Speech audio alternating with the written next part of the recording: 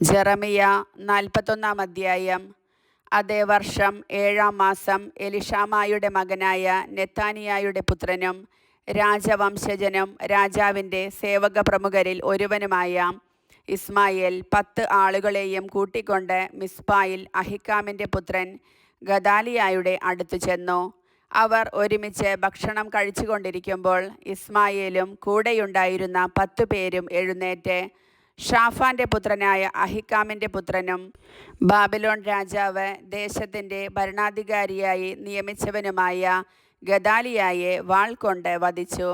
ഗദാലിയായോടൊപ്പം അവിടെയുണ്ടായിരുന്ന എല്ലാ യഹൂദരെയും കൽദായ യോദ്ധാക്കളെയും ഇസ്മായേൽ സംഹരിച്ചു. ഗദാലിയായെ വധിച്ചതിൻ്റെ പിറ്റേ ദിവസം, അത് പരസ്യമാകുന്നതിന് മുൻപ്, ശെഖേം, ഷീലോ, സമരിയ എന്നിവിടങ്ങളിൽ നിന്ന് 80 പുരുഷന്മാർ മുഖം ക്ഷൗരം ചെയ്തും വസ്ത്രങ്ങൾ കീറിയും ശരീരത്തിൽ മുറിവേൽപ്പിച്ചും കർത്താവിൻ്റെ ആലയത്തിൽ കാഴ്ചകളും ധൂപവും സമർപ്പിക്കാൻ വന്നു. നെഥാനിയായുടെ പുത്രൻ ഇസ്മായേൽ മിസ്പായിൽ നിന്ന് അവരെ എതിരേൽക്കാൻ വിലപിച്ചു കൊണ്ടുവന്നു. അവരെ കണ്ടപ്പോൾ അഹിക്കാമിൻ്റെ പുത്രനായ ഗദാലിയായുടെ അടുത്തേക്ക് വരുവിൻ എന്ന് പറഞ്ഞു.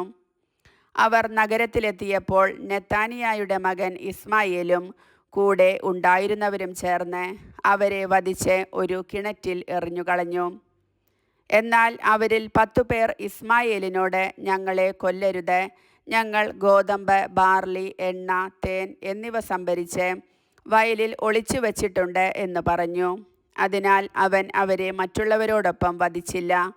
ഇസ്മായേൽ കൊന്നവരുടെ ശരീരങ്ങൾ വലിച്ചെറിയപ്പെട്ട കിണർ ഇസ്രായേൽ രാജാവായ ബാഷായെ ഭയന്ന് ആസാ രാജാവ് സുരക്ഷയ്ക്ക് വേണ്ടി നിർമ്മിച്ചതായിരുന്നു. നെഥാനിയായുടെ മകനായ ഇസ്മായേൽ അത് മൃതദേഹങ്ങൾ കൊണ്ട് നിറച്ചു.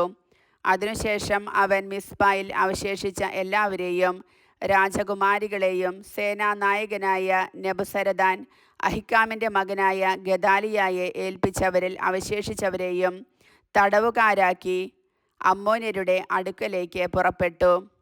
നെഥാനിയായുടെ മകൻ ഇസ്മായേൽ വരുത്തിവെച്ച അനർത്ഥങ്ങൾ കരേയായുടെ മകൻ യോഹനാനും പടത്തലവന്മാരും അറിഞ്ഞു.